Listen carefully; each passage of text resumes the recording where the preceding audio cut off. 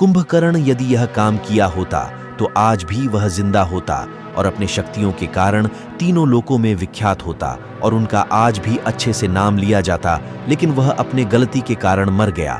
वह कौन सी गलती किया है, चलिए जानते हैं। लेकिन आप यदि हमारे चैनल पर पहली बार आए हैं तो हमारे चैनल को सब्सक्राइब करके बेल आइकन प्रेस कर लेना, ताकि ऐसी जानकारी आपको मिलती रहे। तो चलिए शुरू करते हैं। कुंभकर्ण वध। कुंभकर्ण रावण का छोटा भाई था, जो अति बलवान तथा भीमकाय शरीर का राक्षस था। ब्रह्मा जी से मिले वरदान के कारण वह लगातार 6 माह तक सोता था तथा केवल 1 दिन के लिए ही जागता था। जब प्रभु श्री राम ने वानर सेना के साथ लंका पर आक्रमण किया, तब एक एक करके रावण के सभी महान योद्धा मारे जा रहे थे। स्वयं रावण भी युद्ध भूमि में श्री राम के हाथों परास्त हो चुका था। ऐसे समय में रावण के नाना सुमाली ने कुंभकर्ण को युद्ध में भेजने का प्रस्ताव दिया। कुंभकर्ण को नींद से जगाना रावण को यह प्रस्ताव पसंद आया और उसने अपने भाई कुंभकर्ण को उसकी निद्रा पूरी होने से पहले जगा दिया। कुंभकर्ण को उसकी नींद पूरी होने से पहले उठाना बहुत मुश्किल था, लेकिन रावण इतना डरा हुआ था कि उसने अपनी पूरी शक्ति लगाकर कुंभकर्ण को जगा ही दिया। कुंभकर्ण के जागते ही उसके लिए बहुत सारे भोजन पानी, मदिरा, नृत्य इत्यादि की व्यवस्था की गई, किंतु कुंभकर्ण आशंका में था कि उसे समय से पहले क्यों जगाया गया।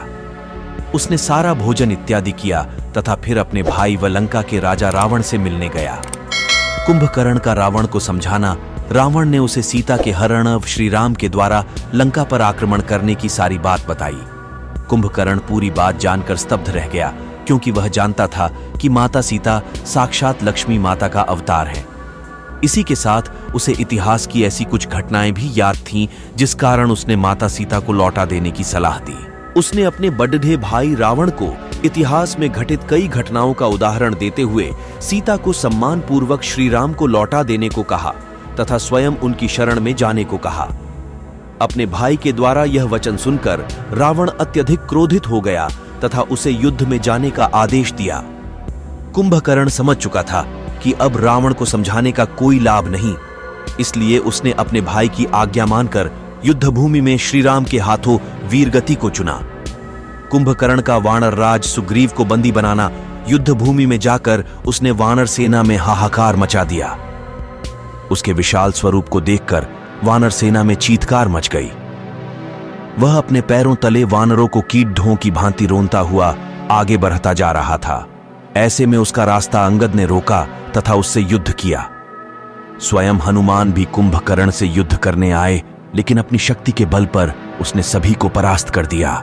यह देखकर लक्ष्मण ने श्री राम से आज्ञा मांगी तथा कुंभकर्ण से युद्ध करने के लिए आए। दोनों के बीच भीषण युद्ध हुआ। कुंभकर्ण ने लक्ष्मण के ऊपर भगवान शिव के त्रिशूल को चलाया, जिसे स्वयं शिव के अवतार हनुमान ने आकर रोका। इसी बीच किष्किंधा नरेश सुग्रीव कुंभकर्ण से युद्ध करने पहुंचे। कुंभकर्ण ने महाराज सुग्रीव को देखते ही उसे अपने हाथों में उठा लिया तथा बंदी बनाकर लंका ले जाने लगा। उसका उद्देश्य सुग्रीव को ले जाकर रावण के समक्ष प्रस्तुत करना था। इस घटना से पूरी वानर सेना अपने राजा को बंदी देखकर हताश हो उठती तथा युद्ध समाप्त होने से पहले ही हार मान लेती। यह देखकर प्रभु श्री राम स्वयं युद्ध भूमि में आए तथा कुंभकर्ण को युद्ध के लिए ललकारा। श्री राम व कुंभकर्ण युद्ध।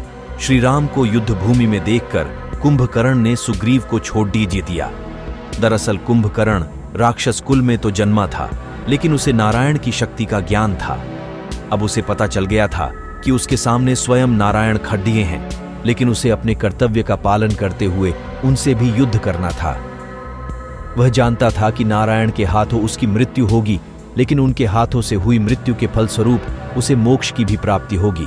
इसके बाद दोनों योद्धाओं के बीच भीषण युद्ध हुआ व अंत में भगवान श्री राम ने इंद्रास्त्र चलाकर कुंभकर्ण की दोनों भुजाएं काट डाली।